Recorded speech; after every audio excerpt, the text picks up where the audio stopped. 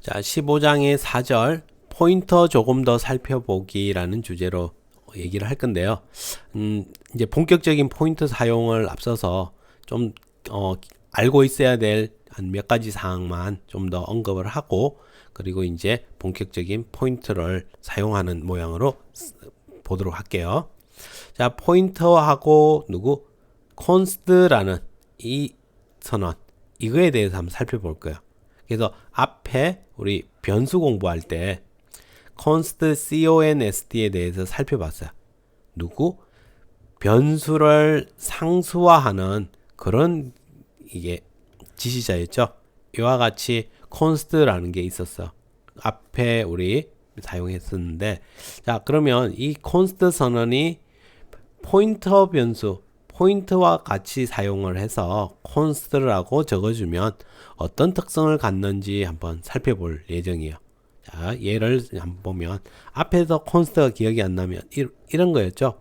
자, 우리가 변수를 선언하는데 int max라는 변수에 내가 일단 100이라고 최대치 100이라고 지정을 했을 거야.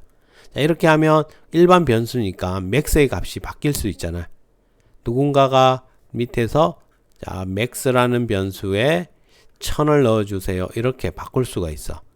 그러면 내가 처음에 의도했던 거와 달라져서 코드를 다 신경을 써야 되는데, 자, 이걸 고정시켜 놓고 싶어. 그럴 때 우리가 앞에다가 const int max 이렇게 적어줬었어요. 그렇게 하면 우리는 이제 max라는 변수가 만들어지고 거기에 100을 초기화해 줬어. 그리고 나서 const는 이 변수를 락킹해 꽉 잠궈버린다고 했죠. 잠궈버려서 여기에 있는 값을 보는 건 괜찮은데, 읽어서 사용하는 건 괜찮은데, 이곳에 다른 값을 기록을 하려고 하면, 다른 값을 저장하려고 하면 에러를 일으켜주는 그런 지시자였어요. 자, 그러면 이게 이제 포인트에서 동일하게 붙을 수 있는데, 근데 어디에 붙냐에 따라서 특성이 좀 달라요.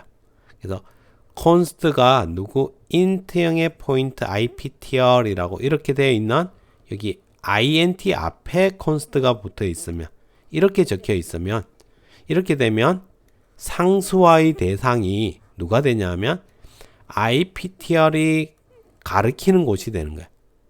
iptr이 가리키는 곳. 그래서 이렇게 지정을 해놓고 나면 iptr을 이용해서 사용하여 가리키는 곳은 우리 이 포인트를 이용해서 값을 변경하는 것은 금지된다라는 의미가 돼. 자, 그래서 옆에 예제를 볼 때 이제 우리가 이와 같이 iptr이 가리키는 곳에 30을 저장해 주세요 라고 요청을 하면, 그러면 이제 컴파일 에러가 발생을 할 거야. 왜? const로 선언이 되어 있기 때문에. 그래서 에러가 발생하는 걸 확인하고 해당 부분을 주석 처리하면 정상적으로 실행이 될 거라는 거죠. 자, 그래서 한번 지금 이대로 실행을 하면 이제 이곳에서 에러가 생길 거야. 자, 여기 넘버 1, 넘버 2 두 개의 변수를 만들고, 자, int형의 포인트 iptr 만들어졌어. 그러니까 이제 이렇게 만들 거라는 거야. 여기에 iptr이라는 포인트가 하나 준비가 될 거고, 여기에 넘버와 넘버 2라는 변수가 만들어졌고 10과 20이 저장이 되어 있어요. 자, 그리고 const int의 포인트 iptr은 넘버 변수를 가리킨대요. 그러면 이 iptr은 지금 넘버 변수를 가리키게끔 연결이 되어 있어. 자, 그리고 앞에 const가 문제에 붙어 있는데, 자, 이 const는 어떤 대상이냐? 이 포인트가 가리키는 이걸 포인터를 이용해서 가리키는 대상, 여기 이곳을 값의 변경이 불가능해진다, 이런 의미가 되는 거야. 자, 그래서 일단 iptr을 출력을 해보면, 그러면 여기에 있는 값 얼마? 10이 출력이 될 거야. iptr은 10. 자, 그 다음에 iptr은 넘버 2를 가리킨대. 그러니까 이 포인트 변수가 상수화된 게 아니야. 얘는 앞에 이렇게 int 앞에 붙여 놓으면 이거는 얘가 가리키는 대상 이 포인트를 이용해서 이걸 바꿀 수 없다는 거야. 넘버 자체가 상수화된 건 아니고 IPTR을 이용해서 이 넘버 변수에 있는 값을 변경하는 게 불가능하게 된 거죠. 자, 이렇게 하고 이제 넘버 2 가리키고 나서 이렇게 될 거야. 얘를 가리키게끔 얘는 이제 연결이 끊기고 그리고 IPTR 출력하면 20이라고 출력이 될 거야. 왜? 얘는 얘를 가리키니까. 그렇지만 이제 문제가 생길 건데 자, IPTR이 가리키는 곳 이곳에다가 30을 저장해 주세요 라고 요청을 하면 그러면 이제 컴파일러가 너 콘스트인데 너 IPTR 너를 이용해서 다른 곳에 수정을 하려고 하면 안 돼 하면서 에러를 일으켜 버리는 거야. 이렇게 문제가 생긴다.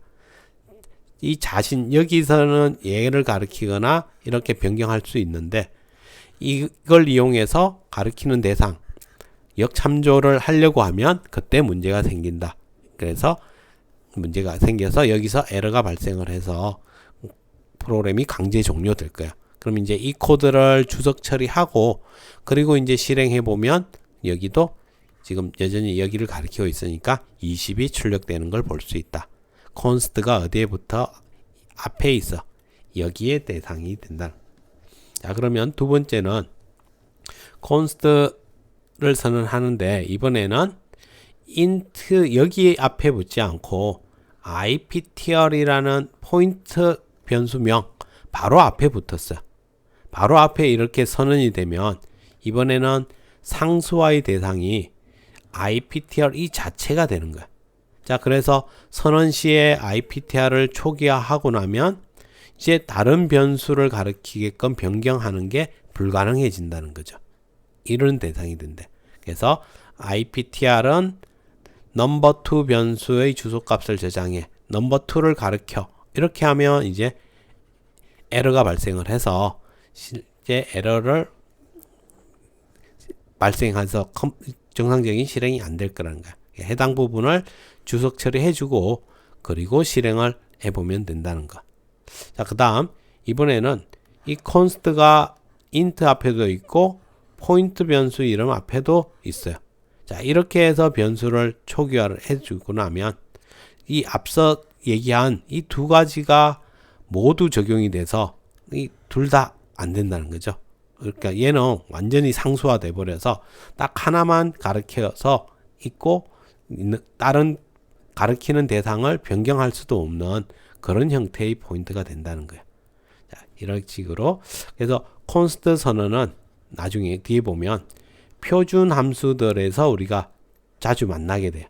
자주 보게 되는데 그래서 이와 같이 const를 선언하게 되면 프로그래머들이 실수로 변경을 하려고 했을 때 에러를 일으켜 줌으로써 강제적으로 에러를 일으켜 줌으로써 소프트웨어의 안정성을 좀 더 높여주는 거야. 그렇게 해서 실수 발생의 여지를 줄여주는데 그만큼 약간의 규칙을 안 지켜도 에러가 발생을 하고 하겠죠. 이렇게 해서 코드의 안정성을 높이는 게 되고 지금 당장보다는 여러분이 이제 좀 더 프로그램에 익숙해지고 나면 그때 이제 const에 대해서 좀 더 심각하게 고민들을 해보게 될 거야. 자, 그럼 예제를 보면 지금 넘버1, 넘버2 지정을 하고서 자, const IPTR에 붙었어. 자, 이거는 이제 그림을 이렇게 볼 수 있겠죠. IPTR이 있고 여기 넘버와 넘버2 변수가 있어. 자, 그리고서 IPTR을 선언하면서 넘버 변수의 주소값을 저장했으니까 얘는 지금 넘버 변수를 가리켜. 자, 넘버 변수를 가리키면서 바로 얘를 뭐 했다? 락 걸어버린 거야. IPTR 이 포인트 변수 자체를 락을 그렸어요. 그러니까 지금은 이제 여기에는 안 걸렸기 때문에 IPTR을 이용해서 여기에 있는 값을 변경하는 건 가능해요. 변경은 가능하지만 그 다음에 이제 이 포인트가 넘버 2를 가르쳐라 라고 이 자체를 변경하려고 하면 그러면 에러가 생긴다는 거야. 이런 식으로 진행이 돼.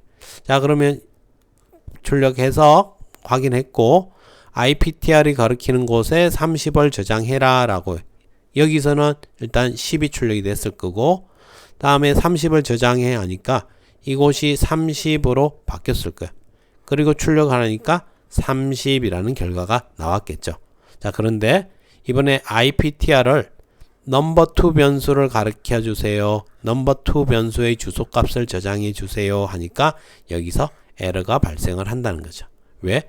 여기서 락을 이 포인트 변수 안은 바꿀 수 없어 라고 지정을 해놨기 때문에 이런 문제가 생길 거라는 거야. 그래서 에러가 나는 걸 확인해 보고 그리고서 이제 주석 처리를 해놓고 자, 그 다음 거 보면은 이제 IPTR2 포인트 변수 앞에도 const가 붙어 있고 여기 int 앞에도 const가 붙어 있는 이런 형태로 넘버를 지정을 해준 거야.